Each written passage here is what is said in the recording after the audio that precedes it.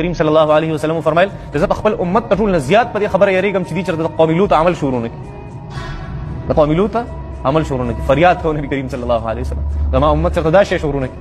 ځکه دومره خطرناک عمل له دومره خطرناک چې الله جل شانه د دې لپاره د الکانو د کار لپاره زنا سونه بدترین عمل له.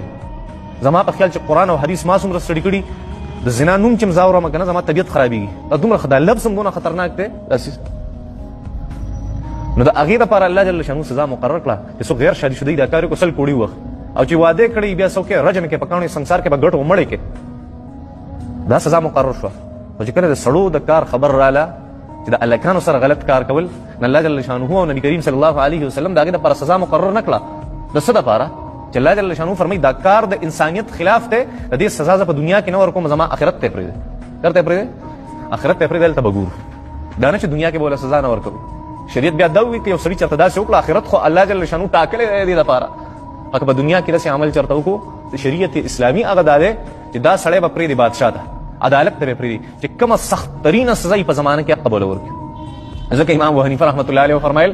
چې که داسې انسان یو عمل وکړي یو الګ ته الګ سره غلط کار وکړي، امام ابو حنیفه رحمت الله علیه فرمایي چېرته د یو غټ بلډینګ د لاندې ودروي هغه پرې راواچوئ چې چوري چوري شي، داسې په معمولي مرګ به نه وژني، داسې چل به ورسره کوي چې دنه دا په یو منټ کې یو سازي که نه چې ته پته ولګي، ځکه دا عمل